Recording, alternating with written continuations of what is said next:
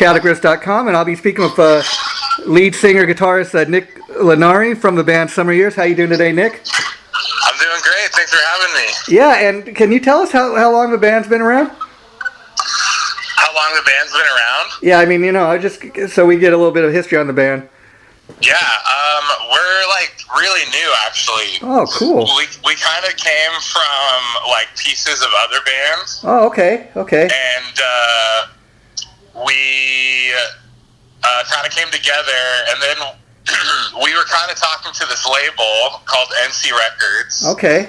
And we're like, hey, well, they wanted to sign us, and we thought, hey, let's rebrand and become Summer Years. And so we, thought about a new name, new kind of direction. We wrote a bunch of songs together. And so, yeah, we just put out our EP January 7th. It's a 4-song EP, and we're going to be talking a little bit about that. But let's start off. I was curious about I always love to ask people, the story behind the band's name. I kind of love it, Summer Years, good time, favorite time of the year for me. How about you? Totally. Yeah. Well, we're from San Diego, obviously. And, it's January, and I'm looking at a blue sky. There you go. Yeah. It's warm, it's nice, so it's like, it's like almost summer in a sense all year here, but there's also just like a really special thing about summer. I'm with you. And what you talk about living in California, the thing is, we complain like just having a cloudy day, the other day, or that's for sure. You got places like Seattle where it rains constantly, so everybody's got something to complain about. But I was curious, Nick, were you always a lead singer, or did you start out like a lot of people on the guitar? I never really considered being a singer until I had played the guitar for a little while. I think it was just kind of out of necessity. Wow.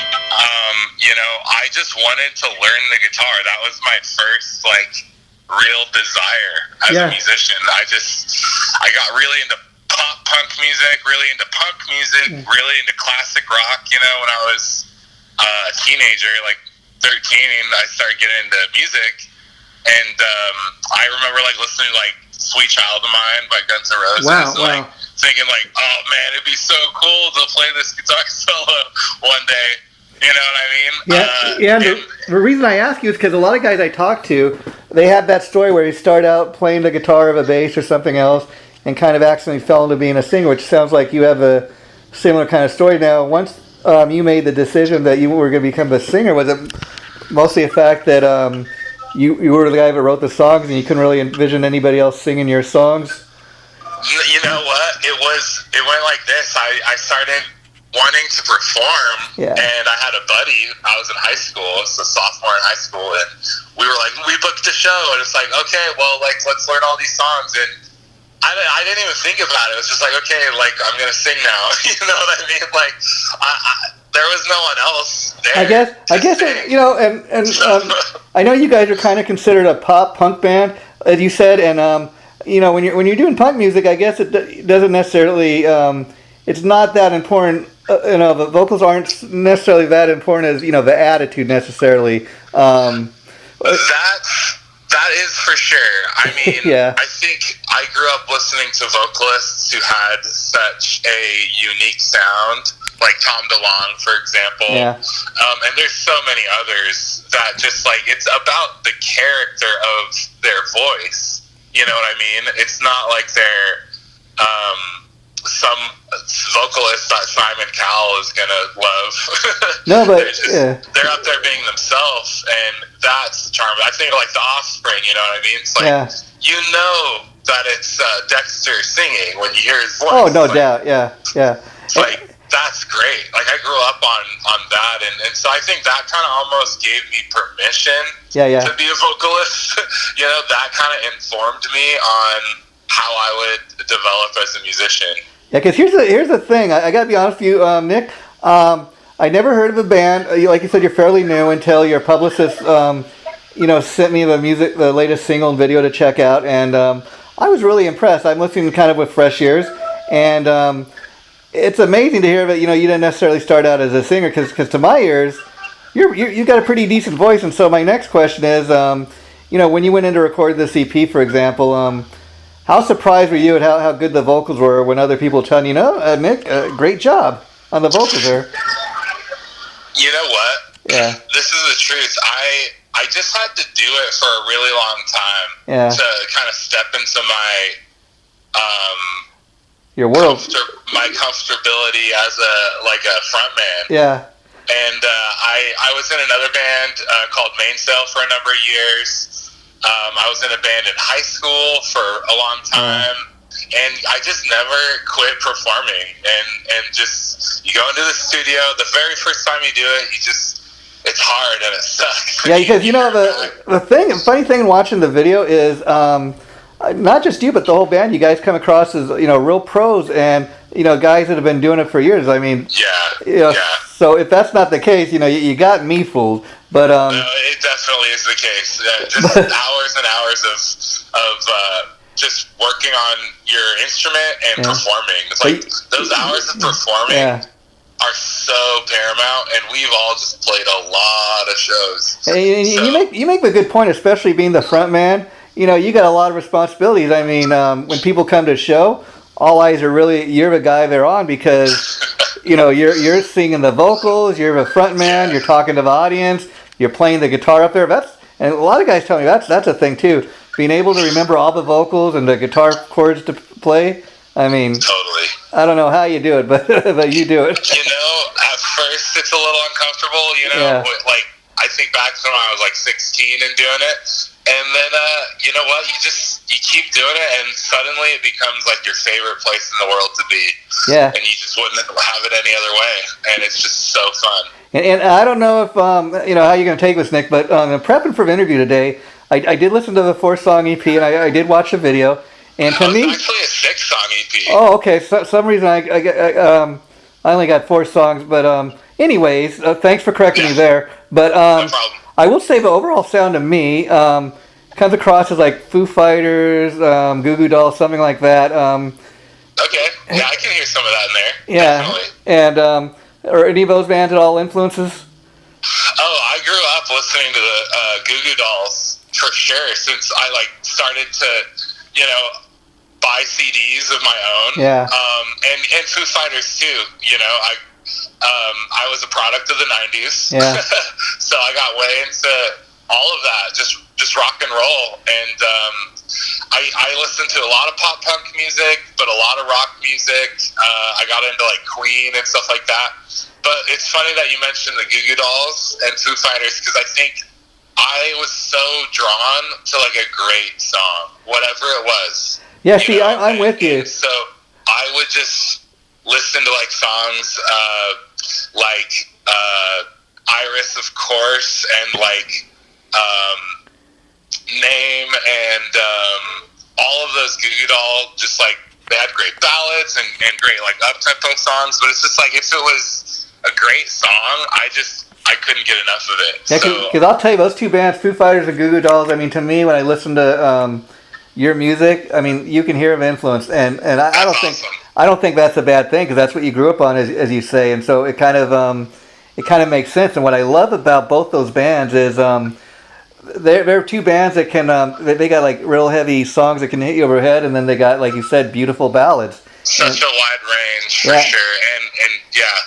I mean, I even dare say that I know they're way before your time, but may even be influences of Beatles, at least on the songwriting part, because when I was listening to the 4 songs I listened to off of your EP, I'm like, man, great songwriting here. I mean, and like you said, the songs really stand out, and I could tell you guys are a band where it's all about what's best for the song, not you necessarily soloing all the way through the song, if it's uncalled for. I think that's that's a huge compliment. That can only be a good thing. Oh yeah, I love the Beatles, of course. And they're way before my time too, but I still, you can't deny. I mean, I think they're timeless. I got their album. I think it's called number ones. They got 27 number one singles. I mean, it's hard for any band to have a number one single at all, but 27 of them, come on, Well, mean, you think of it like this. Dave Grohl's favorite band is the Beatles, right? Oh, yeah. So it's like, it's all trickled down through rock music. And like I was saying a second ago, it's like, it's all about a great song. Oh, yeah. You know? And so those bands were totally informed by the Beatles, just like all of us. You know? Yeah. We were all informed by, like, hey, verse, chorus, bridge, chorus. I mean, it doesn't necessarily have to be that. Yeah, I mean, but, like, there's a rhyme and reason for what makes a song great. Yeah, and that's why, like, you talk about Beatles and John Lennon and bands like that. That's why 50 years later, people are still listening to that music, you know? And I think it's just we want to get something really just awesome, catchy, stuck in your head. Oh, yeah. And there's a way to do that in music, and that's what makes me love a song. It's like, oh, man, I can't wait until this chorus happens or something like that. It's just like, if you can make the best chorus you can or the best verse, you know, it's just like that really makes a song awesome. I mean,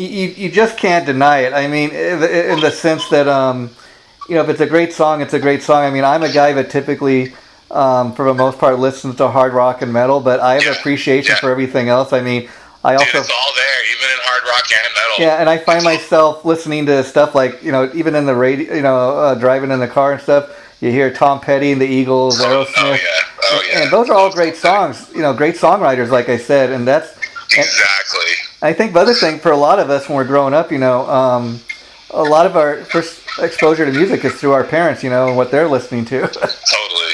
And I would imagine you have a decent amount of musicians that listen to these interviews. Oh, yeah. I mean, not to boast or anything, but we've got over like 400 interviews just posted on our YouTube page. So, awesome. Well, I'll say this, you know, I hear a lot of music, a lot of whether it's local bands or kind of emerging artists, and I kind of hear their melody. A lot of times they have a great production, and it's like, wow, this is cool. And then they get to the chorus, and I'm like, oh man, you need to move this note to this note or something like that. It's like they just need that objective, like, producer ear or something. Yeah. I'm like, then you'd have a huge hook. So I guess, like, what I'm saying is to all the musicians listening, like, just really, like, work after those choruses and work after those hooks. Because, like, I just hear so much potential. Sometimes people, like, really nail it. And they're just a totally kick-ass emerging artist. And then some, I think, just need that objective, like, oh, man, just move that note 2 notes up or whatever that melody is, you know. It'll just make it that much catchier. And so, that's my 2 cents. And I think, too, don't be afraid to go outside the box necessarily. I mean, that's why you look at a band like Metallica. I mean, for years they're known as a metal band, but then, you know, 30 years later, people are still pointing to that Black Album because, you know, I don't know if you consider it pop, metal. It's a little bit of everything, and you know, they just did. That's just what kind of came out, and they allowed it, you know. But yeah, 30 years. I mean, same thing. You put on Metallica, you hear hooks everywhere. Yeah. Whether it's a melody or whatever it is, I know they're insanely riffy. Yeah, and there's nothing. It's laced with hooks. Oh yeah. And so it's like that's what makes a song. That's what makes you want to listen to it over and over. I mean, I heard James Hetfield say several times in an interview about you know, the song Inner Sandman. He's like, I am so sick of playing that song, but it's the riff that keeps on paying. Totally, you gotta play it. Yeah, and you got to kind of do what the fans want. And that's what I love about, you know, interviewing bands, you know, talking to guys like you, Nick, because, you know, like I said, I'd never heard of your band before until your publicist Mike got in touch with me, and a lot of the bands that he works with are like kind of punk-oriented bands, and like I said, so typically, you know, we interview, you know, like metal, hard rock, but I check out some of the bands that he's been working with, and I'm like, you know what, you know, these bands do have a punk element, and, you know, it's kind of a hard edge to, you know, and like I just listened to what your stuff was, and you know, it's not hard on you know, punk, but it's different, and I think anybody that checks it out would say, oh wow, this is good stuff. And again, that's what I love about what I do, because a lot of times I'm able to discover these great bands that I would not know anything about otherwise, you know, and trying to shine a light on. That's why I'm doing this today, because I thought, you know, Summer Years, what a great band. More people need to know about these guys. Oh, thanks so much. Yeah, that's really what we're here to do it. You know, it's interesting talking about, you know, the Foo Fighters and Dave Grohl. I mean, who would have ever thought that the drummer from Nirvana could write a hit song? You know, is a great lead singer, could get up in front, be the front man, play the guitar. You know, we find out he can do it all. And it's so good. It's such a, you know, it's obviously so sad that with we Kurt, lost Kurt Cobain, but it's such a, you know, a good thing that we got.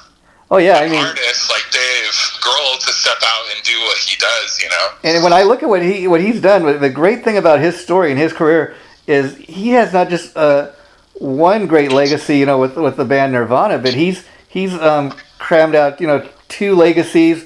I mean, even the Foo Fighters recently got in. You know, they've been around long enough that he's in the Rock and Roll Hall of Fame with both bands. I mean, I don't think too many people can say that, you know. Dude, yeah, it's insane. It's incredible. But I mean, like, let that, you know, be something that informs us. So just like keep like creating and just being yourself. Yeah. And letting that out as an artist. And so let's talk a little bit about the new EP. Now, of course, the single, the video that you guys have out is for the song "Small World." That's kind of, I guess, your pop tune, your radio kind of friendly tune. Not quite a ballad, but it's a good kind of catchy. It almost, it's like a summer feel-good song to me. Talk a little bit about the song and the video. Small World is a song that I wrote while I was in another band, and it just never was fully completed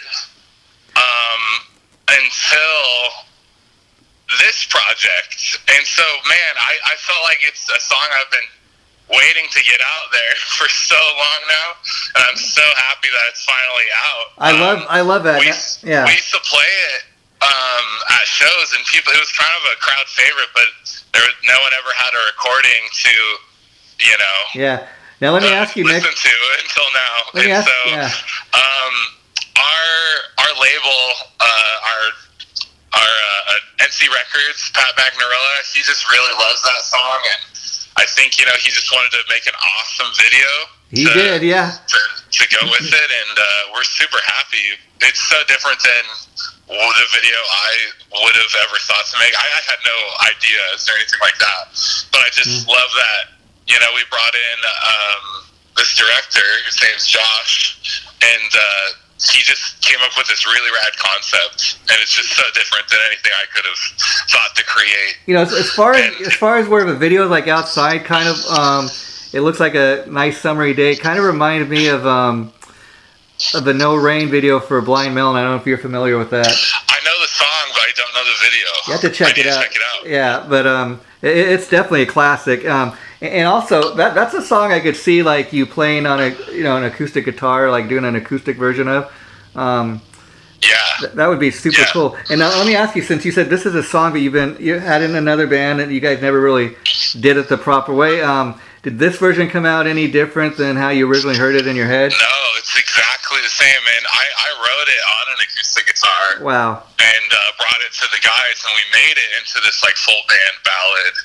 And no, it's exactly how it originated, except we didn't really have percussion in it until we got to the studio. We had like the full band coming at the very end of the song, but if you listen to the track, there's percussion on the second verse. Okay. We came up with that in the studio, and that was like Pat was like, "Yo, let's do something in the second verse." I don't think Pat's a musician, but he really was like, "This, you know, it just needs a little something here." And so in the studio, we were like, well, let's do some percussion and add this groove, and I think it just was magic on that second verse. And here's the thing, I think it really makes it come alive. And here's the thing with that, you know, listening to the tune, to me, you know, it's not a real kind of rockin' tune, but at the same, it's not quite a ballad, but almost there, you know, and it's got a little bit of a kick to it. So I just, like I said, it's probably the lightest thing on the EP of all the stuff. But I use the word ballad so liberally. I use it for like any like mid-tempo to slow song. It's not like a true ballad. That's what I'm saying. Totally. That's what I'm saying. It's so those kind of Goo Goo Dolls jazzy sounding. Yeah. We have, for sure. Yeah, because to me, I think of power ballad. I think of something like, Don't Know What You Got Till It's Gone, or Love of a Lifetime, stuff like that. And this has much more of a kick than that. So I just want people to be aware of that. And the You Can't Live Forever EP. You guys are kind of young, so I hope you live a little longer than that. Yeah, You Can't Live There Forever. It's kind of about, like, in order to make progress, there's some things you have to do, whether it's a sacrifice or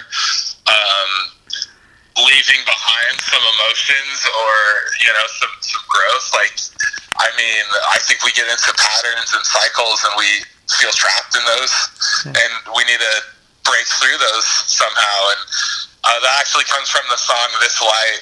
You can't live there forever. Oh wow! And so yeah.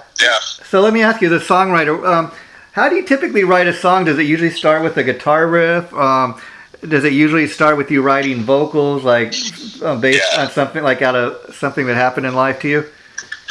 I think most often I will start jamming on my guitar, whether it's an electric guitar or acoustic guitar, and maybe it's like some line will come to me. And I think initially I think like, hey, that's a chorus. I'll jot it down. And then sometimes it ends up being a verse. Not a chorus. And sometimes it ends up being the main chorus of the song. So most of the time that's how it works for me. I wrote This Light on an unplugged electric guitar. Oh, wow. And just in my bedroom. And just like, I'm sure some people out there know what I mean. You just pick up your electric guitar and you just kind of are strumming. It makes a little noise acoustically, Yeah. Especially if you have good strings. And I don't know, something about that. I was in drop D and just kind of inspired that little lick. Yeah. That was the chorus. And then I jotted down some thoughts, and that's how it started. So most of the time like that. Yeah, but sometimes I'll get like a little line. Wow. And in my head, and I'll write it down. I'll be like, oh, I need to write a song around that or whatever. And the reason I ask, what's your songwriting process is because, I listened to your EP and kind of, it kind of seems like you're the type of songwriter of a band that, kind of whatever, there's no necessarily rules of what the band's supposed to sound like. Kind of whatever kind of gets you off, and whatever that song comes out sounding like, that's what it's going to be. Yeah, I think, especially with this EP, we got together, put our heads together, and really dove into songwriting. The four of us, even our drummer Isaac, like giving his thoughts on certain lines and lyrics. I think 3 of the songs I had written all of the lyrics for, so they're completely done. Maybe 4. Maybe it was like 3.5. And then like we came together and got really collaborative on the rest of the material.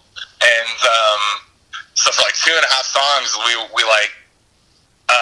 We're like, what about this line? Well, what are you saying? What are you talking about? And we just kind of like got to piece together like some thoughts, and it was really cool. And I think that's also musically, we've kind of done that, and that keeps us from sounding the same every song. It keeps it fresh, and I'm like, it's like Foo Fighters. Like they could put out a record, it's gonna sound like Foo Fighters, but like they're gonna do something a little different palette, than maybe the last time. You see, when I was growing up, I think I'm a little older than you, but when I was growing up, like in the 70s and 80s, I mean, bands used to, they wouldn't go in the studio until they had like practically, everything written. They'd go in and, they'd record it all in the same studio, everybody in the same room. It's much different these days where a lot of the bands are kind of doing it this way where, you release a track or 2 at a time, or you release a 4-song or 6-song EP. That's kind of a modern way, or people, you'll release a song at a time when you get enough material, put out a CD.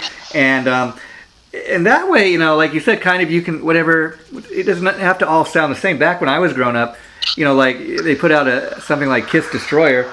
It's like, oh, that's a classic album. All those songs kind of fit on the same album. They got to kind of have a feel. But it's not so much that way these days. And I think, there's a benefit to that in a sense because you can kind of, more freedom to kind of go in there and write whatever you want to write.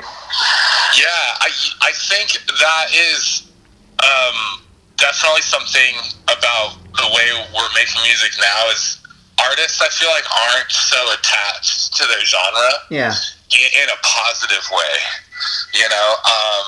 And I think that's led to a lot of like merging of different sounds and genres, and it's good. It's cool. It's like, whatever. Like when I was growing up, it's like, this can't be punk or whatever punk is this. Yeah, oh yeah. And it's just like so definitive, and I was never interested in that conversation. I was never interested in that. You know, I liked Linkin Park. Like Linkin Park's rad. I like Sum 41. You know, whatever. It's like I can grab a little bit from whatever inspires me.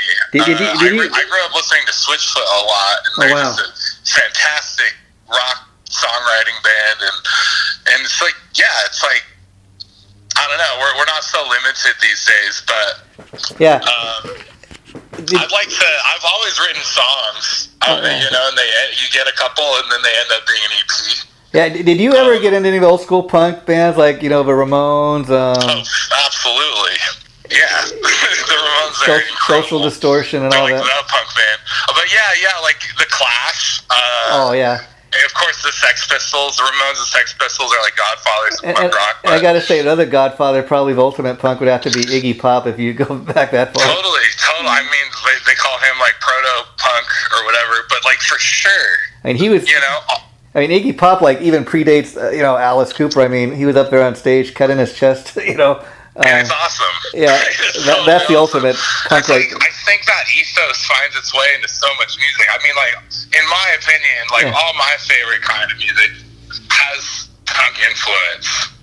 It's not necessarily derivative from punk, the genre, but it has, like, a lot of punk influence in there. Like, there's this band called the Menzingers. Okay. They're a rock band, but they definitely have that punk.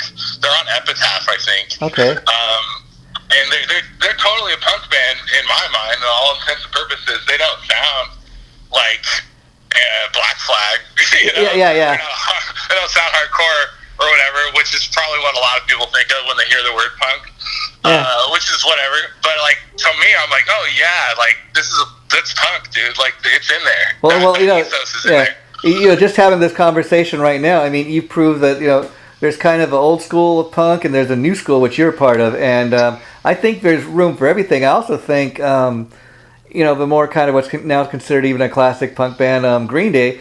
I think Summer Years would fit right in with them because, you know, they've often been kind of accused of, you guys aren't a real punk band. You know, you get your stuff played on the radio, you got on commercial, you're a pop band, but I think I'm so grateful I didn't have to grow up or you know. Do Summer Years during 1994. Yeah. You know, when that was the whole thing.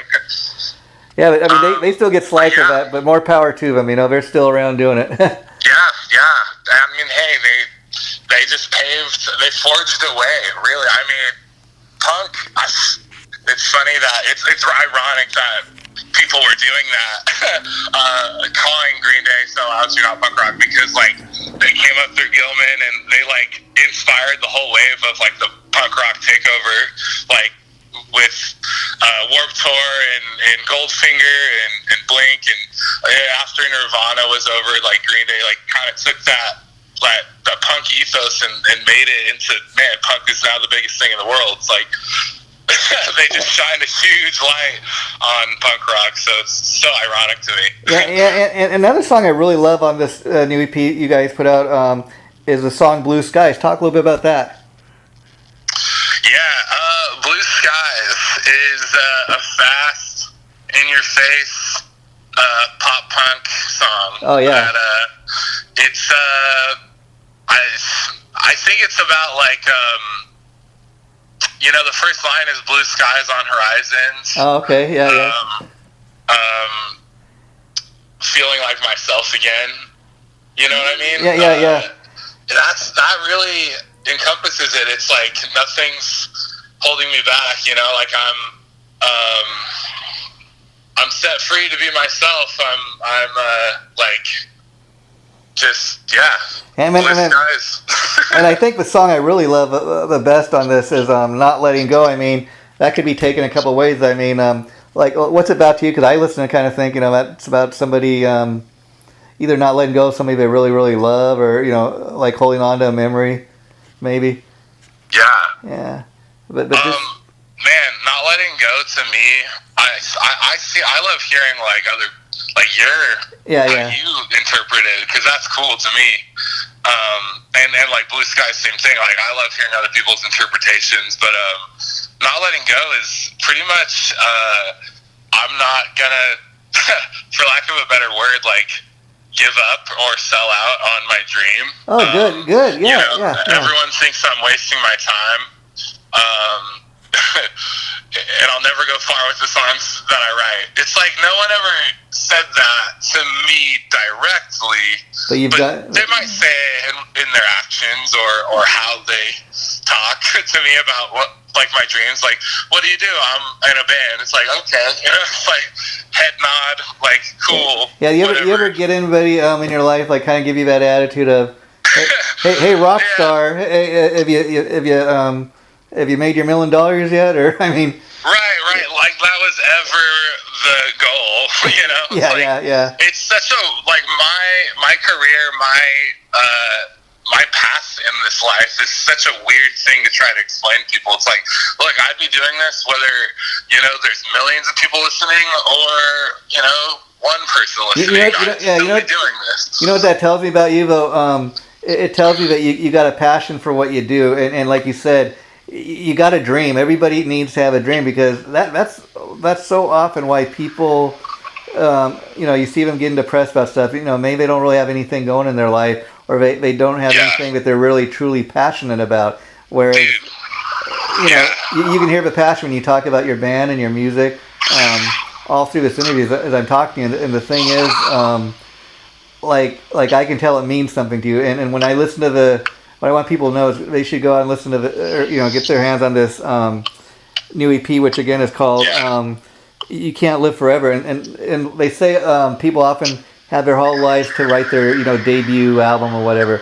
And I listen to these songs for the first time, and I'm like, man, these songs tell a story. This guy, must be pages out of his life, whoever wrote the song. And you can hear that in the music. And success is different to different people. I mean, you could be a success because you actually went in, recorded a 6-song EP. Not everybody's done that in life. You've actually sat down and you got creative. You wrote these songs with your band. You went in, and so it's more than just having a dream. You're living it out, so to speak. Dude, that is the exact message of Summer Years. Just the last bit of our conversation is, like you don't have to let go of your deepest desire. But sometimes we have really grandiose ways of dreaming of things manifesting. Now, that's okay. That's totally okay. Like I'd love to play Reading and Leeds. I'd love to do that. I'd love to headline those festivals. I'll always have those dreams, But whether or not that manifests, I'm doing it. I'm playing shows. I used to play a show every weekend for months and months and months. Sometimes more. It's just whatever it is. You want to own a coffee shop? You want to whatever. Whatever it is. On that note, how has COVID affected the band? I mean, you said you guys are fairly new, but as far as recording, were you all in the same studio? Do you do kind of a modern way where everybody has a home studio and kind of cuts their parts? What's the process for you guys? We wrote half of this EP before we went into recording. Right when the lockdowns really started, that's when we all got together and we just got tested negative, and we just wrote. We wrote the other half of the EP, and we went and recorded. Right in the middle of the lockdown. A lot of places were closed down, but we that's cool. Get tested, we're all negative, cool, let's record, so it was all good. Yeah, I guess what I'm asking, did you guys get affected, as far as not being able to play out live for a while, or? I think we only played 4, maybe less than 4 shows in 2020.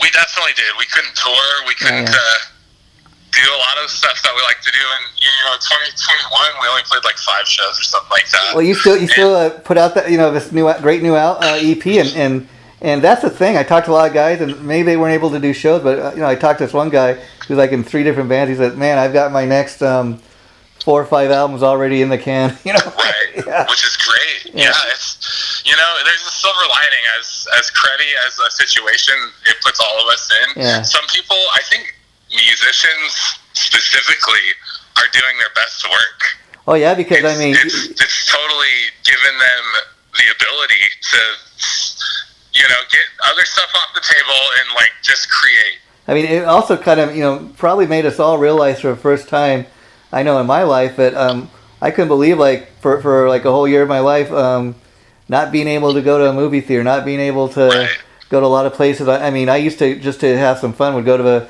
during this lockdown, would go to the grocery store, get out of the house for a little bit, And so, have you guys played any shows at all this year? Or do you have any shows coming up? Yeah, we just did a EP release show at the Casbah. Oh wow! Last week, and it was great. And hopefully we can tour before too long. And here's the next question: have you guys toured much out of Southern California or San Diego area? We've toured California a few times, okay, and a little bit of Oregon. And we did Reno and Vegas, so a little bit of Nevada, but that's it. And of course, haven't really gotten into the Midwest or the East Coast. And of course, playing San Diego, that's like playing your hometown. So, is there anywhere outside of San Diego where you guys really love to play? If it's been good? Man, I really like playing in Sacramento. The punk kids in Sacramento are pretty rad. They're getting into it. I like NorCal a lot, so it's fun to play in the Bay Area. Oh, that's cool, yeah. San Francisco, I love San Francisco. It's so different than San Diego. Yeah, I bet. But it's good, I love playing up there, but honestly, everywhere. In San Diego, do you guys have surfer dudes and skateboarders and that too? Yeah. Oh yeah. So you get a little bit of everything, yeah. I'm one of those. I skate, so.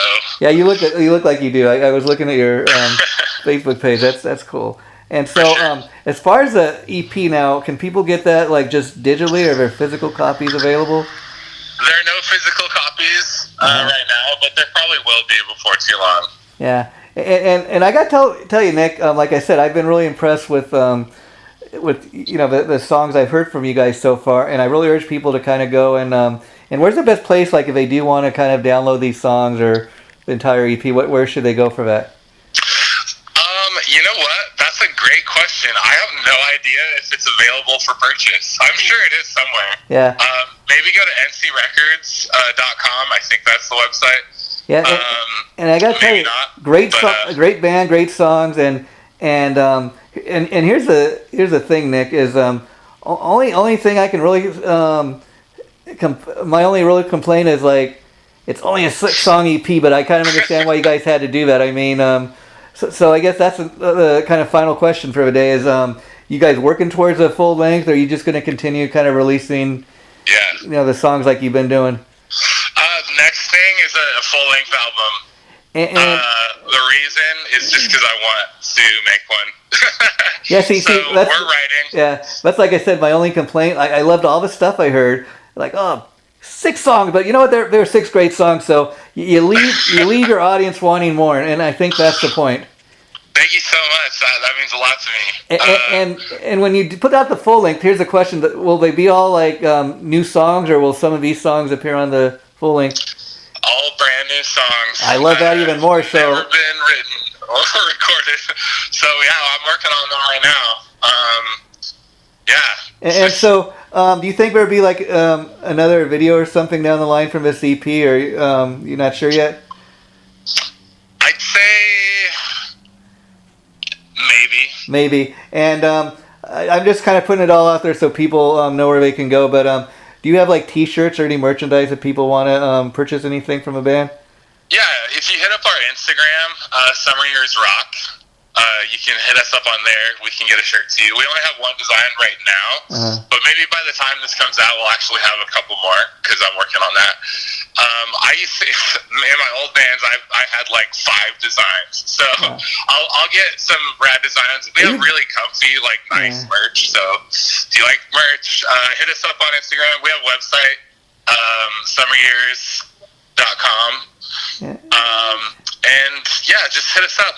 Okay, and we'll ship it out to you. Well, Nick, I know I've talked your ear off, but it's because I'm so into your music. I want people to go check it out. And the interview we just did, it'll be posted probably in about 2 or 3 weeks from now. Once I got a concrete date, I'll let Mike know. But once we post it, you're able to, if you like, post on any of your sites and share it with everybody so they can check it out. And yeah, of course. If you're happy with the interview today, like I said, let's keep in touch and we will do it again. Oh, yeah, let's definitely do it. I love doing this kind of stuff. Well, Thanks so much for having me. Yeah, anytime, buddy. Take care. Yeah, you too. Bye-bye. And I'd love to help. I'd love to do this again. It's been really great talking to you, okay? Great. Thanks a lot. I appreciate it, man. Okay, bye-bye. Have a good day.